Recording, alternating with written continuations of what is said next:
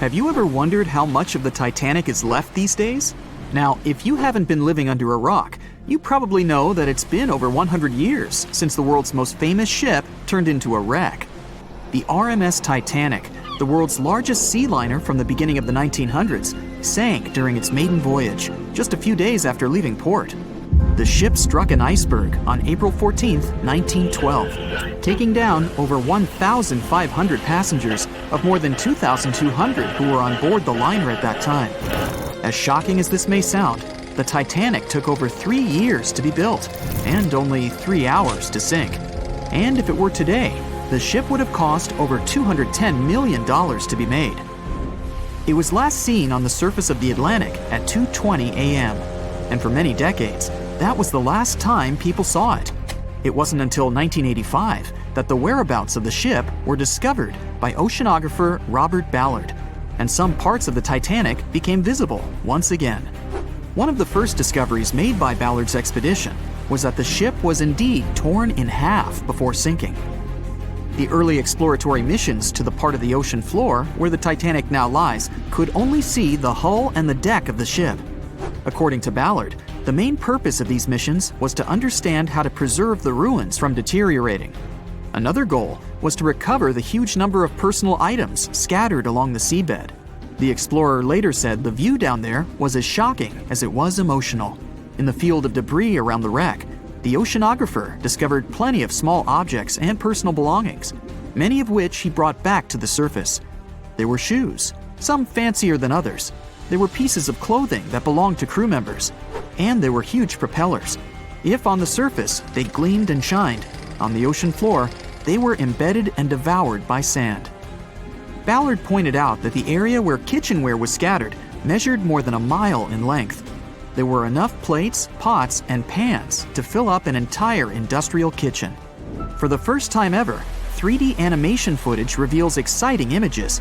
The simulations show the Titanic's evolution from when she first set sail in 1912 until the state of her ruins today. But simulations weren't enough for deep-sea explorer James Cameron, who envisioned traveling to the heart of the wreck for the first time ever in the history of the ship. Yep, the same James Cameron who happens to be the director of a very famous movie about the ship. He has now dived 33 times to visit the wreck of the Titanic. Here's some fun trivia for you. The director says that his true passion has always been the ocean, and that ever since he was a kid, he wanted to study the sea. Directing, let's say, just happened to be his day job. And when the possibility of directing Titanic appeared, he said yes, just so that he could go and check out the ruins of the ship in real life. Now back to the wreck. According to James Cameron, it wasn't enough for researchers to access only the exterior of the ship. They needed to go inside, analyze and photograph what was left of the pompous interiors of the world's once biggest sea liner. Cameron piloted an innovative robot vehicle equipped with cameras. It helped the man to reveal spaces in the Titanic that no one had ever seen before since the ship touched the bottom. Turkish baths, for instance, still had their tiled walls standing up almost in all their entirety. These baths were exclusively for first-class passengers. They were located right next to the swimming bath and the third-class dining room, and were designed in the Moorish style. People resting there could get heating blankets and ask waiters to bring them anything they needed. If the pictures from before the disaster were astonishing, they carry a different kind of wow factor now, when everything you see in them is hidden underneath the surface of the water. Another shocking discovery was the ship's mast. If we look at the Titanic in its pre-sinking glory, the mast calls much of one's attention. Located on the bow of the huge ship, the mast held together the transmission cables for the Marconi system, a system of wireless telegraphy. That's also where the British merchant flag the Titanic flew was located. The mast stood at the height of a bit more than 100 feet and was equipped with a crow's nest. Nowadays, the mast is unrecognizable. Attacked by corrosion, it collapsed. The crow's nest broke apart too. Now we can see why the modern-day Titanic is a real treasure for deep-sea explorers. But as the wreck of the ship lies at an approximate depth of 12,500 feet, sunlight is non-existent there. So, piloted missions depend on high-end technological equipment to survey the area. Why do you think the Titanic went missing from the public eye for over 70 years? Well, because at that time, technology wasn't advanced enough for people to go down there, as well as bring back good footage of the wreck. Filmmakers were the ones who drove this technology to its advance by trying to film underwater. They began by building boxes to put their cameras inside. And now, deep-sea photography is highly advanced and allows us to marvel at the awesomeness of underwater life. Of course, taking pictures under the sea is no easy feat. For one thing, to withstand that crazy underwater pressure, submarines need to be really strong and have thick walls, no thinner than 11 inches. Plus, explorers need to understand how to film and photograph when there's almost no light around. There was another thing that made documenting the Titanic even more difficult. When the wreck of the ship was rediscovered by scientists, it was covered with red-colored rusty bacteria that made it even harder to take good pictures. As it happens, the color red does not reflect well underwater, which is unfortunate for photographers. For this reason, human-operated vehicles that go down to tour the ruins are equipped with powerful lighting devices. When you see some parts of the ship from afar, they look as if reddish-brown wax has been dripping all over the Titanic's ruins. But in reality, these icicle-shaped structures are colonies of microorganisms. When the ship sank, it brought down with it an enormous amount of bacteria that hadn't existed at the bottom of the ocean before. But now, these bacteria, together with the extreme conditions at the bottom of the ocean, have turned into a disastrous combination for the ruins of the ship. These red colonies of microorganisms actually feed off of iron and steel, which is basically all that is left of the Titanic. One kind of those microorganisms are bacteria called Halomonas titanicae. They can eat up to 220 pounds of iron per day. This makes the Titanic a colossal food source for them. There have been lots of speculations regarding the life expectancy of the ship's wreck after researchers discovered this bizarre rust. But according to Cameron and his research team, the Titanic isn't going to disintegrate anytime soon. In one of the latest expeditions down to the wreck, a piloted vehicle was funded to identify specifically one stateroom. It belonged to a very important passenger, Sir Benjamin Guggenheim. Yes, just like the museum. Guggenheim was the son of a mining magnate and a member of the elite group that boarded the transatlantic journey of the Titanic. Born in Philadelphia, Guggenheim was traveling back home to the US. But, as we all know, he never made it to his final destination. For the price that ranged from 400 to 800 pounds back in 1912, the equivalent of 84,000 pounds nowadays, one could book accommodation that was called a stateroom. Staterooms on the Titanic were the most luxurious kind of first-class rooms. They were located on the B or C decks and were decorated in more than 11 different styles, ranging from Jacobean, Georgian, Italian Renaissance, and the list goes on. These rooms were filled with carved paneling and marquetry made from exotic and rare kinds of wood, such as mahogany, oak, and so on. Guggenheim occupied one of these luxurious rooms, and 100 years later, one of his descendants funded an entire mission just to locate the precise stateroom the man stayed in. This expedition turned into a documentary for National Geographic, and they did manage to identify which stateroom was Guggenheim's, so kudos for them. John watched on in disbelief as he drifted away on a piece of wood. In the freezing waters of the Arctic, slowly drifting away. John looked upon the vessel he had worked and lived on as it raised its enormous bow high into the sky, then broke in half, causing a sound that only a crack of lightning could replicate. Distraught and dumbstruck, believing that he, and he alone, knew the dark truth behind the demise of the unsinkable ship, the Titanic. 5 days earlier, as the Titanic set sail on its maiden voyage, John worked hard alongside his mates in the coal bunker, stocking up the coal to feed the Titanic's mighty furnace. They had stocked and stored more than John had ever witnessed on any other ship he'd worked on. But this was the Titanic, the grandest ship to have ever sailed the seas.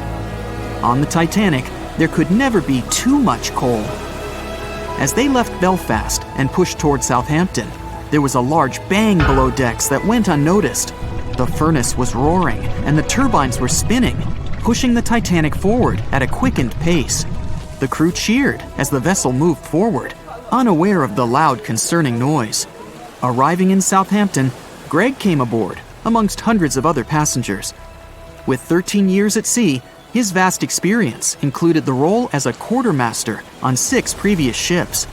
Ready for a new challenge aboard the greatest vessel ever made, he was looking forward to this next challenge of his career. Greg came with a wealth of experience, especially with sailing through the Arctic. His role was vital within the crew, understanding the seas around the North Pole. He would be a key lookout as they set to cross the perilous path of the iceberg alley. Greg had some concerns regarding the voyage. The Earth's orbit was remarkably close to the sun and the moon, causing higher tides. This would make icebergs more prominent, drifting them further away and towards the route of the Titanic as they journeyed to New York. Assessing the lookout tower and inspecting the available gear, Greg found no binoculars.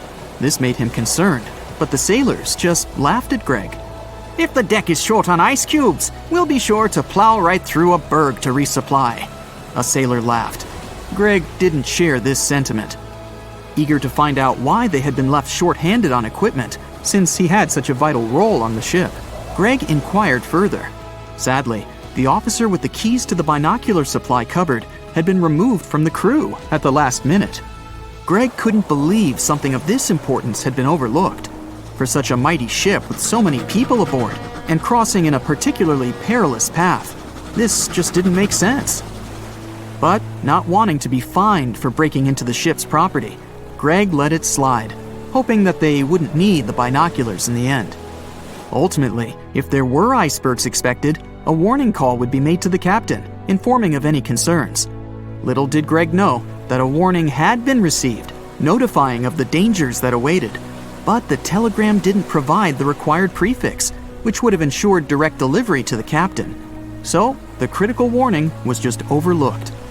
John and his crew below decks prepared for departure, stoking the engines. He noticed an essence of thick exhaust, far too heavy than what would be expected from the furnaces. The crew searched throughout the lower decks. Following a thorough search, they managed to locate the cause of the exhaust. It was an ignited pile of coal within a coal bunker. Unknown when it had ignited, a buildup of coal had clearly been smoldering, slowly growing in size. The amount of smoldering coal was concerning. The alarm was raised, alerting an officer to review the matter. The officer assessed the damage and confirmed with the captain that it was deemed to be of little concern, as only minor damage had been caused. John was unsure of this assessment, as he knew that in confined spaces, surrounded by iron bulkheads, an oven-like environment arises that intensifies the heat with time. But the Titanic would power forward, making no sense to John as they had only just departed from Southampton. He was sure they would have turned back. John and his crew were ordered to shovel the already lit coal into the furnace and continue shoveling until all the smoldering contents would be contained. It was a possible but painstaking task that could take the entire journey. The continuous intake of coal would ensure the turbines would spin at a constant, accelerated pace, not what the Titanic was designed for.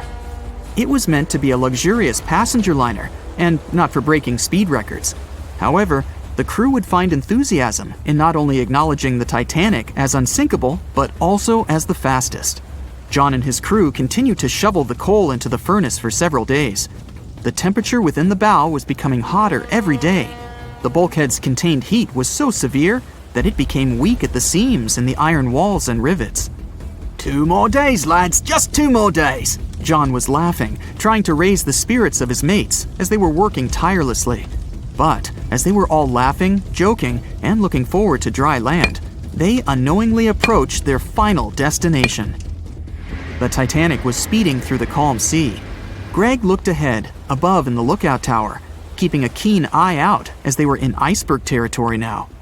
Even though the way seemed clear, false horizons could occur, creating confusion about how far objects in the distance truly were. As they were traveling in the Gulf Stream waters into the colder Labrador Current, air columns cooled from the bottom upwards, creating a thermal inversion. This incredibly high air pressure ensured fog wasn't present, providing a deceptively clear outlook. But the thermal inversion can also create optical illusions, showing the horizon further away, appearing higher in the distance, or masking whatever objects that could come before it. These false horizons could easily hide any icebergs that could be approaching. Greg knew the perils of a calm sea in the Arctic, preferring the rough waters, where it's easier to detect icebergs within waves. Peering from the lookout, Greg was looking towards the dark abyss ahead. Suddenly, within 1 mile directly in front, a formidable image quickly emerged from the dark waters surrounding. "Iceberg, right ahead!" Greg yelled to his mate, who quickly called to the helm and directed them to steer hard to starboard. The helmsman received the call. In the heat of the moment, he turned the wheel counterclockwise. He then realized he'd turned the wheel the wrong way and quickly went in the opposite direction. The ship aimed towards the iceberg, veering to the port side whilst reducing speed. Although there was a delay in turning the wheel, since there was a short distance from the signal and the fast pace that they sailed at, it may not have made a difference. As they approached the iceberg, it appeared as though they'd miss it, but over 87% of an iceberg is underwater. And as they came along the side, the hidden ice underneath hit the port side bow, piercing the side of the hull with a 12-square-foot tear. The ship shook, with all aboard aware that something was amiss. Amongst the confusion and fear, they were oblivious of the damage. As they gathered their bearings, 6 out of 16 compartments were quickly filling up with seawater. The hull could only withstand 4 compartments filling before sinking. Time was ticking as the Titanic made its descent into the depths. The weakened bulkhead with heated steel pillars and rivets broke under the pressure and sudden change of temperature from the ice-cold water. The call was made to abandon the ship. Lifeboats were prepared to be released, while help signals were sent out to nearby ships. The radio operator was guiltily sitting, constantly calling out to a nearby ship that had been in contact with the Titanic recently. There was steady communication with this ship over the past few days, providing warnings of icebergs since the Titanic departed from Southampton. The final warning message received was just 1 hour ago. Upon receiving the final warning, the operator ignorantly responded, "Shut up," with the assumption that their warnings of icebergs were pointless. Following this unfortunate response, the ship turned their radio off and provided radio silence. The closest ship that was responding to their distress signals was 500 miles away, too far to provide any assistance in time. There were countless mistakes that caused the Titanic's watery end, whether they contributed directly or from sheer ignorance. The most tragic of them was the number of people aboard the ship, 2,224 of them. There were only enough lifeboats provided to rescue 1,178, barely half of the people.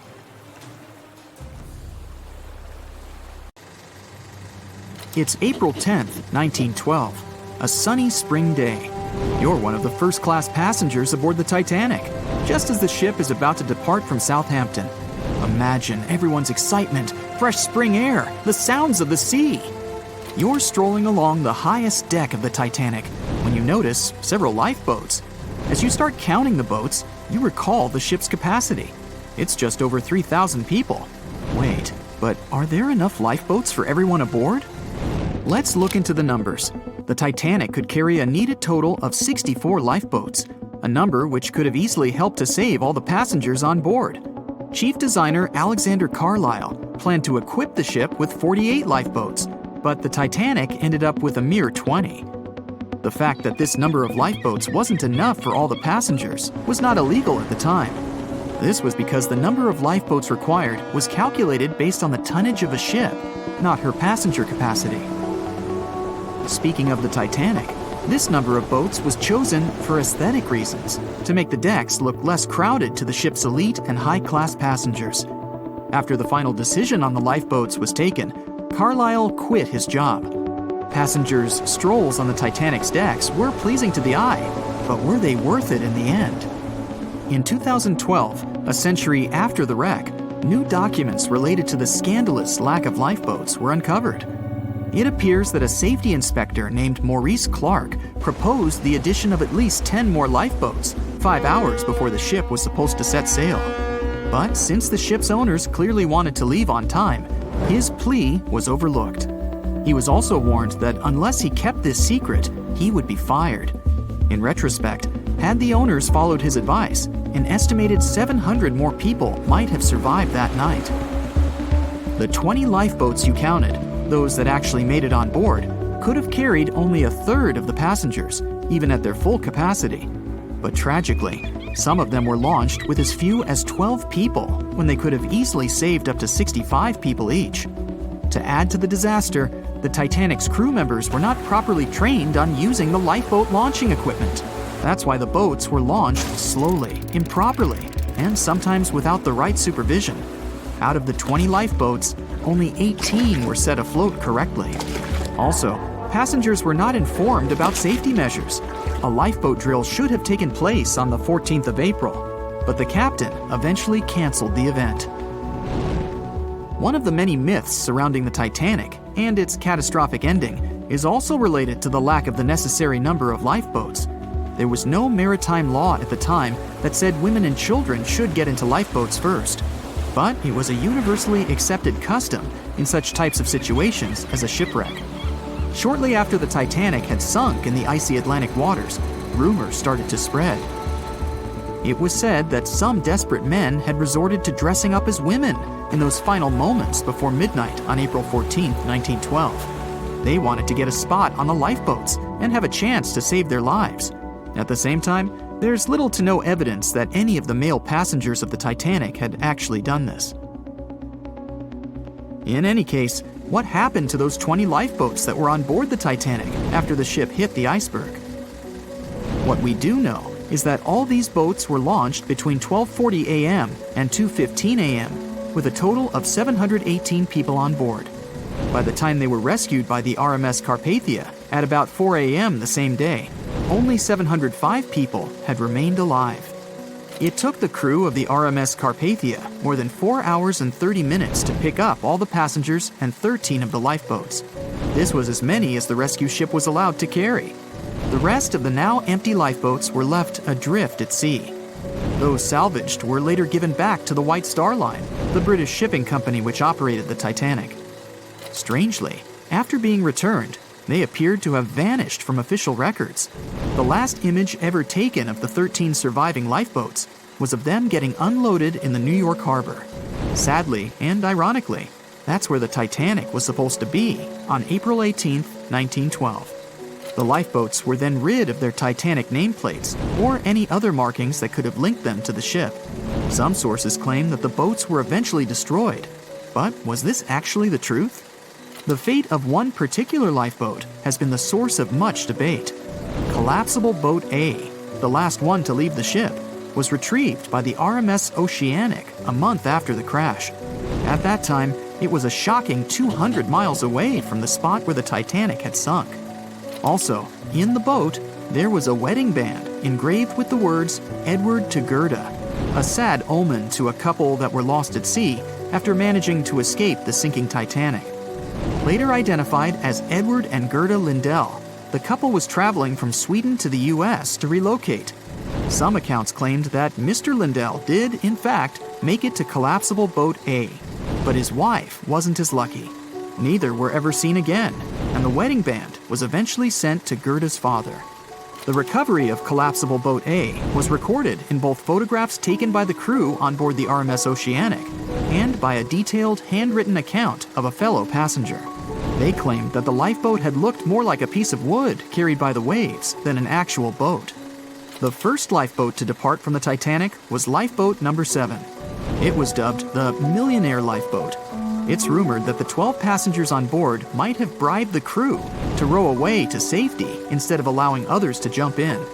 In 2015, some of the items recovered from this lifeboat, including a lunch menu, a ticket, and a letter from one of the passengers, were auctioned for up to $70,000 by a New York auctioneer.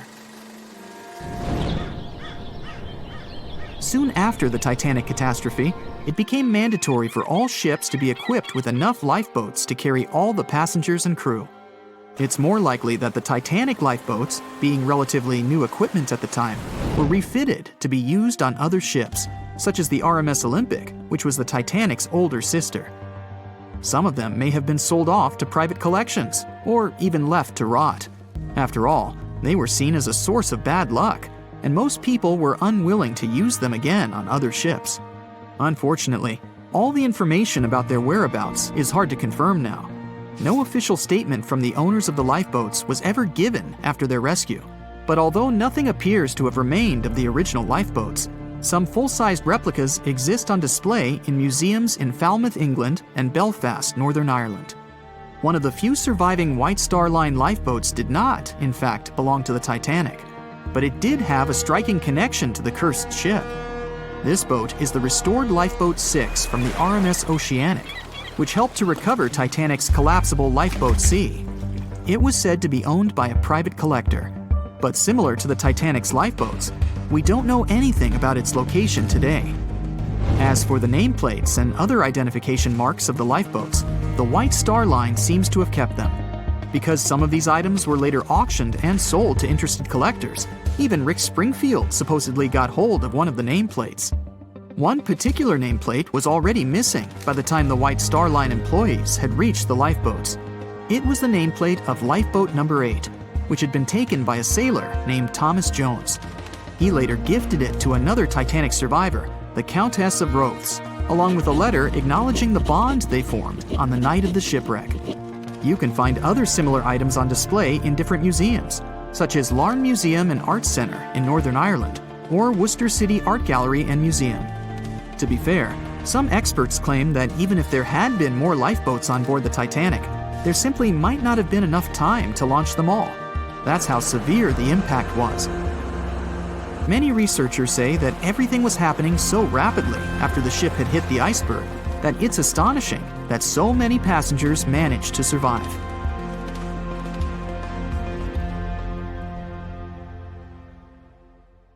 April 14, 1912. The dark night was filled with horrible sounds of a giant metal vessel breaking into two.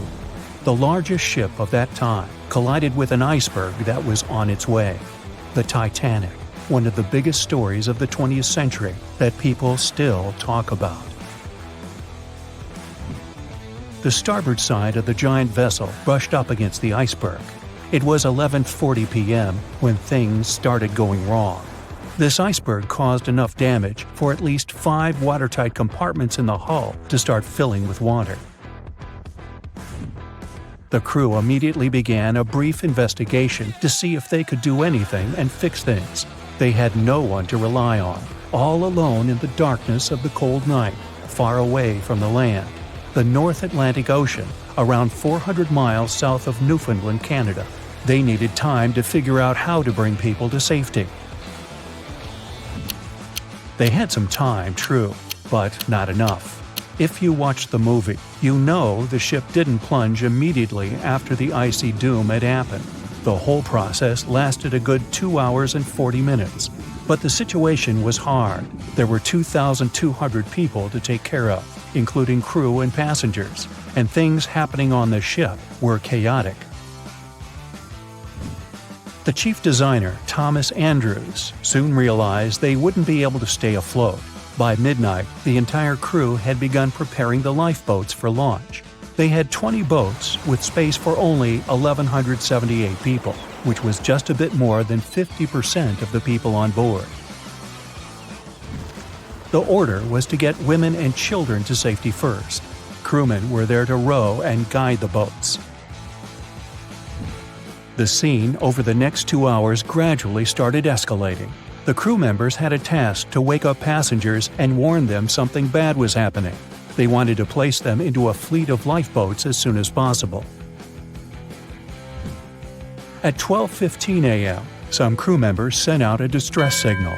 A steamship called Frankfurt was among the first ones that received the message and responded, but they were about 170 nautical miles away. Some other ships also got the message and offered their assistance, but sadly, they were too far away as well. At 12:20 a.m., the Cunard liner Carpathia got a distress signal from the Titanic and changed its course right away. They were 58 miles away at the time, and it would take them more than 3 hours to get there. 20 minutes later, the crew was lowering the first lifeboat. It was carrying only 27 passengers, although it had room for 65. Many of the lifeboats that were launched first were well below capacity. Crew members were worried, thinking the Davids wouldn't be able to hold a fully loaded lifeboat. And in the beginning, many passengers were just too afraid to leave the ship. They still thought Titanic was unsinkable and couldn't imagine the scenario that was going to happen 1 to 2 hours later. The crew was firing the first of 8 distress rockets. Unsuccessful. No one was close enough to help. By 1:20 a.m., they lowered 10 lifeboats. Number 8 had only 28 people in it. One of the passengers on the number 10 was 9-week-old Melvina Dean. She would later become the last survivor who lived until 2009 and turned 97. It was 2 a.m. already. 3 of the collapsible boats were the only lifeboats that remained on the ship. The bow of the vessel had sunk low and had tipped far under the surface. People around it could now clearly see stern propellers above the water. Crew members were lowering collapsible lifeboat D from the roof of the officers' quarters with over 20 passengers in it. As the ship's bow went under, the water was washing collapsible A from the deck. Those 20 people were struggling because their boat was partly filled with water. As crew members were trying to release collapsible B, it fell. Before they righted it, the water swept it off the ship. 30 passengers still managed to find safety on the overturned lifeboat. At 2:17 a.m., the ship's wireless operator decided to transmit one last distress call. A minute later, the light on the ship finally went out. Titanic and all left on board plunged into darkness. The bow continued to sink, and the stern was rising higher above the surface, which placed great strain on the midsection. Horrible sounds were filling the night. Titanic, this massive, legendary ship so many people placed their hopes in and were excited about, broke into 2 between the 3rd and 4th funnels. Reports would speculate it took about 6 minutes for the bow section to reach the ocean bottom. The stern settled back in the water before it rose again into a vertical position. It remained in this situation until it finally disappeared into the ocean. At 2:20 a.m., the stern apparently retained air inside, and water pressure crushed it as it went down. The stern landed about 2,000 feet away from the bow. People consider the Titanic the fastest ship in the world. They thought it was unsinkable because 4 of its compartments could be flooded, and that still wouldn't cause a critical loss of buoyancy. Its life was problematic since its beginning. While the ship was leaving port, it moved within a couple of feet of the steamer New York. It managed to safely pass by, which was a huge relief for all those worried passengers massed on the ship's decks. Titanic sailed off on the 10th of April. Its first journey was across the highly competitive Atlantic route. On the launch day, the Titanic became the biggest movable object in the history of humankind, 882 feet long, 92 feet wide. Not that big if you compare it with today's ships. The biggest cruise ship in the world today is Royal Caribbean's Symphony of the Seas, which is roughly 5 times the size of Titanic. If you put that ship in a vertical position, it would be nearly as tall as the Empire State Building, which is 1,250 feet without antennas. But Titanic was a huge attraction back in its time.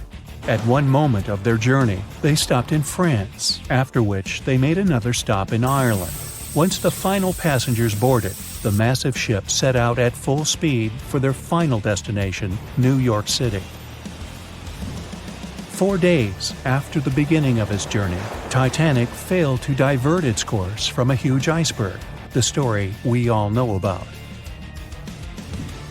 Only 700 people survived, and most of them were women and children. The night was extremely cold, 1 hour and 20 minutes after Titanic had gone down to the bottom of the ocean. Survivors weren't even sure someone was coming to save them. Finally, they saw the light. It was Carpathia coming towards them. They came for the people in the lifeboats. The crew brought them aboard and pulled a handful of other passengers out of the water. Many ships tried to contact Titanic a few hours after it sank. Their messages were never returned. Later, when there was an investigation of what really happened, they discovered the Leyland liner California had been less than 20 miles away when Titanic was sinking. But the crew didn't hear the distress signals coming from Titanic because their radio operator was off duty. Countries from both sides of the Atlantic were shocked and horrified when they heard details of what happened to Titanic. They decided to make changes to ship operations, rules that would help avoid such events in the future. They held the first International Convention for Safety of Life at Sea, where they adopted rules for every ship to have lifeboat space for each passenger on board. Also, lifeboat drills became mandatory. They also decided to establish an international ice patrol. Its main role was to monitor icebergs in the North Atlantic shipping lanes. Ships also needed to maintain a 24-hour radio watch. Titanic wasn't built alone. Because of the size of this magnificent ship and all the new equipment it required, it would have been too expensive as a one-off. So the team built the Titanic alongside two sister ships, and both of them had eventful lifetimes. RMS Olympic came first. It was launched in 1910, and for a whole year was the biggest liner in the world. The Britannic was another sister ship that sailed for a while before it too ended down on the ocean bottom. But only Titanic became a legend and one of the most fascinating stories of modern history. On April 10, 1912, crowds gathered at Southampton Beach to wave off what was, at the time, the world's largest and most prestigious ship, the RMS Titanic. The cost of the most expensive first-class parlor ticket was $4,350. That's around $70,000 in today's money. But barely 5 days after steaming away, the ship was swallowed by the Atlantic Ocean. So let's rewind and go back to what actually happened on that fateful night. The captain wanted to set a speed record for the ship's maiden voyage and arrive early. The ship was deemed unsinkable, so he went full throttle into the dark Arctic waters. After spotting the 100-foot iceberg, the crew desperately tried to steer the vessel away and avoid the collision, but the Titanic was traveling too fast, and the iceberg tore down the side of the ship, creating a huge opening in the hull. It wasn't a continuous rip, and damage was caused in several places. In total, the damage spanned along an area of around 300 feet. But the ship's designers had prepared for the prospect of a collision and added watertight compartments down each side of the ship to act as a buffer zone. 4 of these compartments could be breached and the ship would still stay afloat. But because the iceberg tore down the side of the Titanic, it ripped holes in 6 compartments. The compartments didn't extend up the total height of all decks and weren't actually sealed at the top. This is why, when more than 4 were flooded, water reached over the top of the bulkheads and filled the remaining compartments, causing the ship to sink into the ocean. Think of it as water spilling over an ice cube tray. But what if the collision was head-on? Would it still have sunk? Ships are designed with potential crashes in mind, and most vessels have collision bulkheads in the bow. Most of all, it's like your car's bumper or crumple zone. It's a safety feature that can withstand a direct hit. The bow could have taken some of the impact, and some experts have suggested that if it hit head-on, only 2 to 4 of the watertight compartments would have been flooded. So, in theory, the Titanic might not have sunk, and it might have even been able to continue sailing to its final destination at a much slower speed. The force of impact would likely have been huge, though. But although passengers would have been injured by the force, they'd have been able to stay on the ship to wait to be rescued by other ships, rather than being forced into the icy waters of the Atlantic. Still, one of the Titanic's designers, Edward Wilding, suggested that the force of the impact might not have actually been that big. He told the British Inquiry that lots of people scarcely felt the collision, and he believed the ship would not have sunk if it did hit the iceberg head-on. The ship was also designed with remotely operated watertight doors between all compartments, so any floods could have been quickly sorted out. Because Titanic had 6 breaches from the side collision, and because it happened so quickly, Sealing the doors wouldn't have made a difference, as it was essentially impossible to save it by that point. The ship immediately began to flood, with water pouring in at a rate of roughly 7 tons per second, 15 times faster than it could be pumped out. So, while it sounds like the Titanic would have survived had the ship hit the iceberg head-on, this idea does come with some issues. First off, the collision bulkheads were designed to survive a crash with another ship, not a giant iceberg. If two ships collided, both would absorb some of the impact in their bulkheads, sharing the impact and likely staying afloat. But an iceberg is stationary, meaning that Titanic would absorb most of the energy from the collision. If Titanic hit head first, because of the speed it was traveling, the impact would have likely traveled down the whole body of the ship. Just imagine a 46,000-ton ship traveling at around 20 knots. At some point, it hits an iceberg that weighs what could be over 100,000 tons. This collision would likely create a powerful force causing massive damage to the vessel. It is likely that seams would split, staircases would come tumbling down, and rivets would burst open across the ship. All that would have potentially flooded even more compartments. This could have caused Titanic to sink in a matter of minutes rather than hours. But that's just the tip of the iceberg.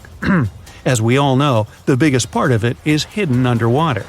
So if Titanic had been traveling head-on, it's likely it would have hit the part of the iceberg below the water first, which would send it veering off course. Hitting an iceberg is not like hitting a brick wall. In this case, the ice under the water would have torn open the bottom of the ship and caused damage to the sides. Icebergs also aren't flat, solid objects. If a flat collision happened, the ship might have stayed afloat, but icebergs come in many shapes and sizes, from domes to wedges. Studies have also been done on the steel used to produce Titanic, and the tests show the metal was about 10 times more brittle than the steel we use today. The ship was built before we understood the effects of low temperature on steel. The old steel used to make the vessel would not bend when faced with freezing temperatures, but break. Recovered pieces of Titanic's hull plates show that the hull just shattered on impact. Hitting head-on would also cause a very severe and abrupt stop, so even if the ship hadn't sunk, there would still have been major issues. Think about when you suddenly hit the brakes on your car, or when the bus stops while you're walking down the aisle and you get flung forward. Passengers would have been thrown across the ship, and because the crash happened at night, most people were sleeping, so wouldn't be able to effectively prepare for any sort of impact. This would result in injuries for most people on board. It would be especially bad for those at the front of the ship, where the accommodation for the off-duty firefighters, greasers, and engineers was. But while passengers and off-duty crew may have been thrown out of bed, there would be a lot more survivors than in the original scenario. Many ships have had head-on collisions and made it back to shore. Not many people know that Titanic actually had two sister ships. The White Star Line, the company that built Titanic, also built vessels called Britannic and Olympic. Captained by Edward J. Smith, who would later helm Titanic, the Olympic set off on its maiden voyage in June 1911. But much like for its sister ship, disaster was just around the corner. On its fifth commercial voyage, Olympic collided with a Royal Navy ship, HMS Hawke. While the Olympic received damage to its side, Hawke crashed into the other vessel head-on. The bow of the Hawke was completely crushed by the collision, but because the ship had watertight compartments, it managed to survive the impact and later returned to shore for repair. Another study case is the SS Andrea Doria, which was an Italian ocean liner that made global headlines in 1956. Like the Titanic, the Andrea Doria was heading for New York City on its 101st voyage when disaster struck. On July 25th, the vessel collided with the 524-foot Swedish passenger liner Stockholm. The Stockholm hit the ship head-on, but the point of impact for the Andrea Doria was on its side. The front of the Stockholm was completely smashed, but because the impact was on its hull, it managed to survive. The Andrea Doria, however, sadly sank due to the collision being on the side of the ship. So these cases could suggest that maybe the Titanic would have survived had it hit the iceberg head-on. But we have to remember that the Titanic hit the thing full speed, whereas both the Olympic and the Andrea Doria were traveling slower. April 14, 1912. The Titanic crashed into a huge iceberg and sank. Yep, we've covered that. But what if this time we use the ice to bring the ship to the surface? This requires several thousand feet of wire mesh and a lot of liquid nitrogen. Our goal is to put the Titanic in a huge block of ice that will raise the ship to the surface. Now to do this, you need to wrap the wreck in a wire mesh and cover it with liquid nitrogen. The first problem you face is the inability to wrap the ship completely. You need to somehow lift the ship a little to put the mesh under it. Let's say that by some miracle you manage to do so. Next, you need to transport hundreds of large tanks of liquid nitrogen. You're underwater, opening the tanks, and it's so cold that the icy water of the Atlantic Ocean looks like it's boiling.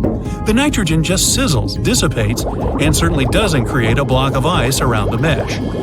Alright, new attempt. Raise the Titanic with the help of huge magnets.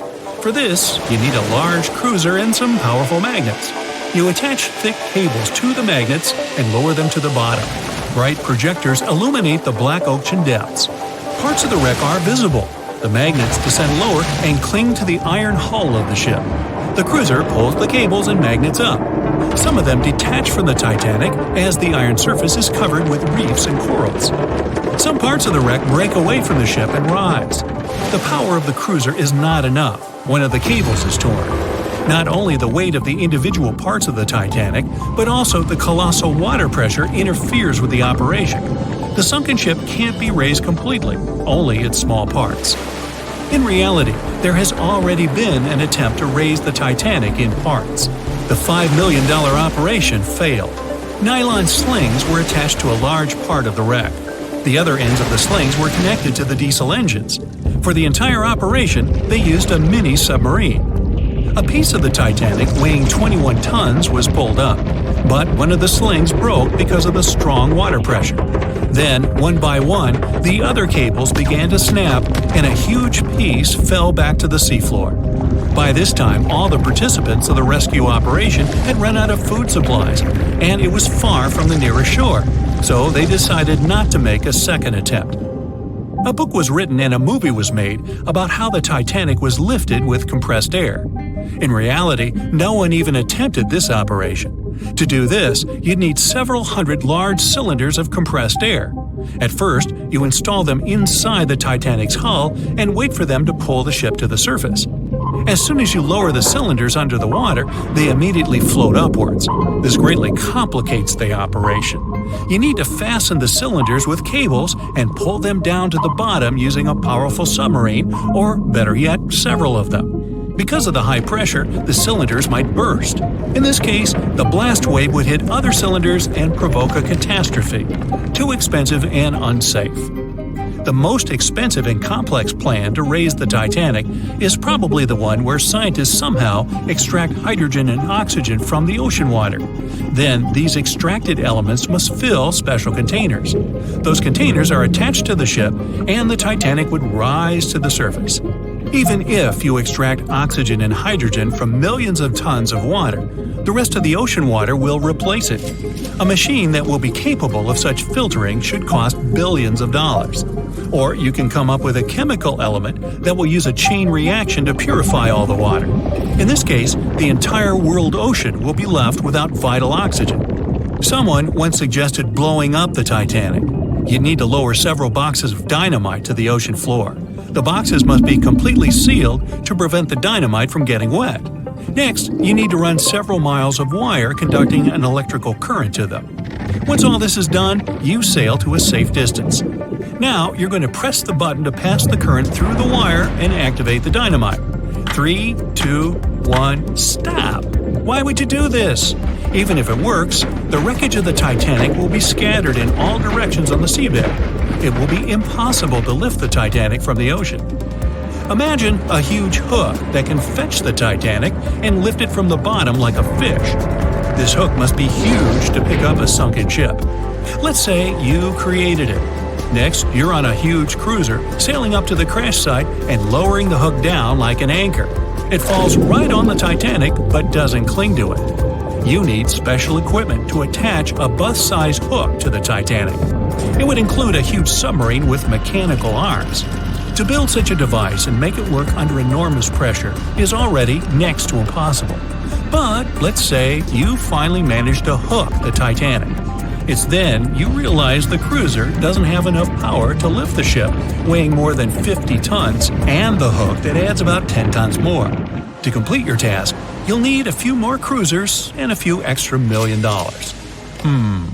Once hot wax cools, it hardens and floats on the water surface. What if we deliver it to the ocean floor and pour it inside the Titanic? This may work, given that wax is not an expensive material. So, you melt the wax, pour it into strong tanks, and pull them to the bottom with the help of a submarine. The tanks can withstand enormous pressure, and the submarine has enough power to lower the wax to such a depth. The containers are placed inside the Titanic. Through a remote control, you open the containers, but the wax doesn't pour out. The deeper you go, the colder the water gets. While you were delivering the containers to the ship, the wax was cooling down and getting solid inside. Several containers are pressed against the top of the ship, but it's not enough to lift the Titanic. Other containers simply float away to the surface. And even if the containers were thermostatic and kept hot inside all the time, once released, the wax would solidify in an instant. There would just be no time for it to spread and cover the Titanic from within, so it would just float up as well. Alright, you fill several large and sturdy bags with Vaseline. This substance acts just like wax in the cold. It gets solid and floats. You want to put bags all over the Titanic and just wait for the Vaseline to bring it up. You load the bags into the submarine and descend to the ocean floor. Some parts of the ship can't be reached because of the clinging corals. You decide to unload all the bags in one place, but as soon as you take Vaseline out of the submarine, the bags tear due to the strong pressure. Solid pieces of Vaseline float up, pushed by the water. Mission failed. The craziest idea is to fill the Titanic with millions of ping pong balls. Small plastic balls filled with air should push the ship to the surface. But as soon as you start to lower them to the bottom, the plastic immediately flattens and all the air from the balls pops out. You can deliver the balls inside a submarine, but once you put them inside the Titanic, the pressure will crush them again. Also, you can create balls made from strong ultralight material and fill them with air. In this case, you will need much more money. As soon as you put the balls inside the ship, some of them will immediately slip through the holes in the ship, and the remaining ones won't be enough to lift the wreck weighing more than 50 tons from the bottom. Well, to study the Titanic, you don't need to go down to the ocean floor. On the internet, you can find a detailed 3D map that shows the wreck site, as well as the ship itself on the seabed. To get a realistic picture of the Titanic, researchers used sonar technologies and underwater robots, which took more than 10,000 pictures of the sunken ship. So, what do you think? Leave it alone? Yeah, me too.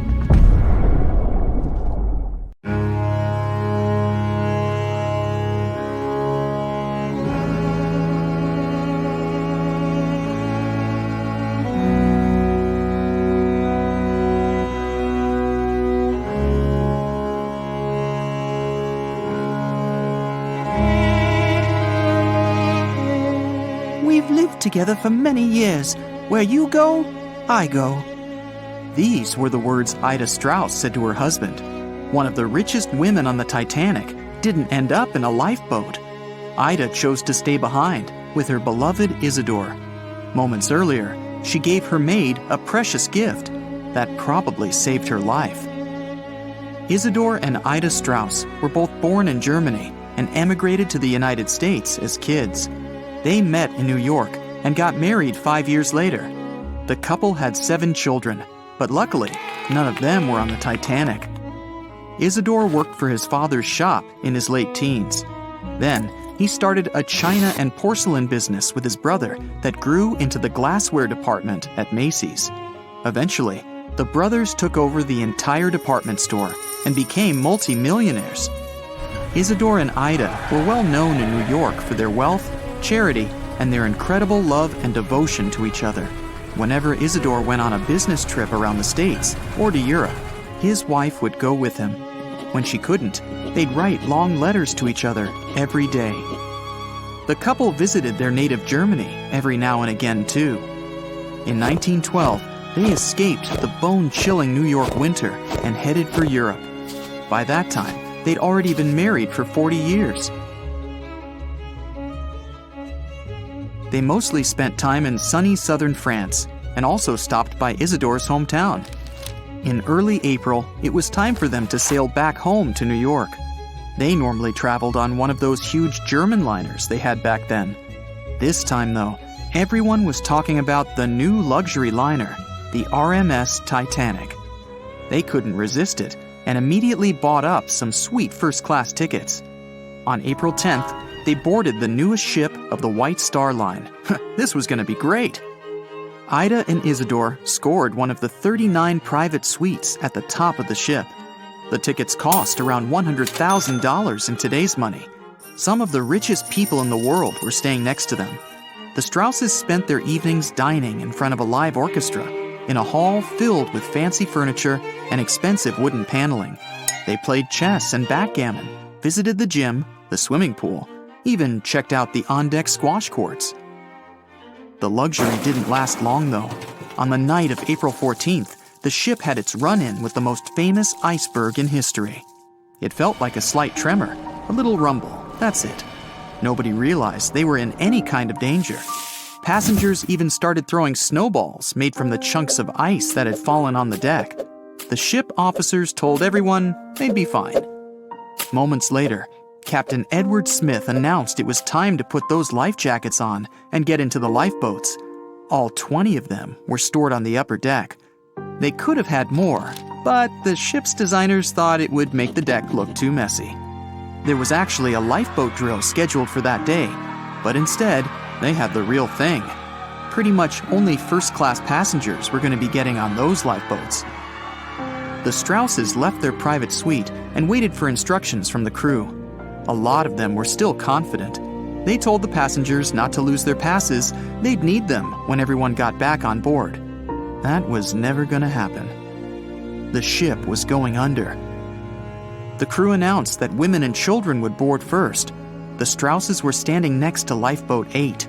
Mr. Strauss, who was 67 at the time, was offered a seat with his wife because of his age. He refused it, saying he was not too old to sacrifice himself for a woman. He wanted to wait and make sure no women and children were left behind. Ellen Bird, Ida's new maid, hesitated before getting on the lifeboat, but Ida told her to go. There was still room for Ida, and the other first-class women were yelling to her to join them. It took about 10 minutes to load each boat. That's how long Ida had to choose her destiny. She took off her beautiful mink coat and handed it to her shivering maid. Ida said she wouldn't be needing it anymore. But the lifeboat wouldn't leave without her. Sailors tried to grab her and force her on the boat. Meanwhile, the Titanic's orchestra was still playing some pretty upbeat music in the background. Crazy. Ida dodged the sailors' hands and stayed on deck. Isidore was begging for her to go. She refused to leave him, no matter what. All the survivors in Lifeboat 8 remembered her final words about true love in the face of tragedy. "We've lived together for many years. Where you go, I go." It took a whole hour for the first lifeboat to splash down into the icy water. The last memory of the Titanic for many passengers was Isidore and Ida standing arm in arm on deck. More than 200 first-class passengers survived. Some of them said the Strausses sat down peacefully in 2 deck chairs, holding hands, just waiting. The 25 passengers on Lifeboat 8 spent the rest of the night rowing to safety. They were chasing what they thought were the lights of a ship. It turned out the rescue boat showed up from the opposite direction. They were lucky to be found at all. Many of the passengers, including Ellen Bird, shared the story of Ida and Isidore with reporters, saying it was their most important memory from that horrible night. A month later, around 30,000 people went to their memorial service. Even the mayor of New York showed up. No one seemed surprised the couple gave up their lives for others. Ellen Bird tried to give the famous mink coat back to the Strauss family, but they asked her to keep it in memory of Ida. The only thing that was with the Strausses that night that still exists is a gold and onyx locket. Isidore had it on his pocket watch. The locket had 2 photos in it, one of their oldest son and one of their oldest daughter. The locket was sealed so tight, the photos never got wet. Some of the jewelry from the Titanic stayed intact, even after 70 years. The 1985 expedition found necklaces, rings, brooches, cufflinks, all that kind of stuff. One rusty pocket watch they found had stopped at 1:45 a.m. That was about the time the ship went under. A book collector on the Titanic made sure his mother and her maid got into a lifeboat. He wasn't so lucky. In his luggage was a rare 400-year-old book. This collector was going back to New York after a successful book hunting trip. That little book's lying on the ocean floor somewhere, along with the 7 million pieces of mail the Titanic was transporting. One letter was written by a first-class passenger to his mother the day before the Titanic went down. It was the only letter written on board that survived the icy Atlantic. It was found folded up in a notebook inside a pocket. Another first-class passenger was a German-born chemist. He was traveling to New York to start his own perfume shop. All that was left of him was a bag full of perfume samples. As the Titanic was sinking, violinist Wallace Hartley and his orchestra kept playing to the very end. When Hartley realized he wasn't going to make it, he decided to save the most precious thing he had, his violin. He put it in a leather bag so it would float. 10 days later, they found the violin, damaged by water. His fiancée kept it, and years later, it was sold at auction for $1.7 million. It's still one of the most important Titanic artifacts. The 5 grand pianos on board weren't so lucky. They're still down there somewhere. Divers did manage to recover one piece of sheet music, though. It was a song from a Broadway play. It was still readable, even after more than 70 years underwater. The only car on the Titanic would probably be worth millions today.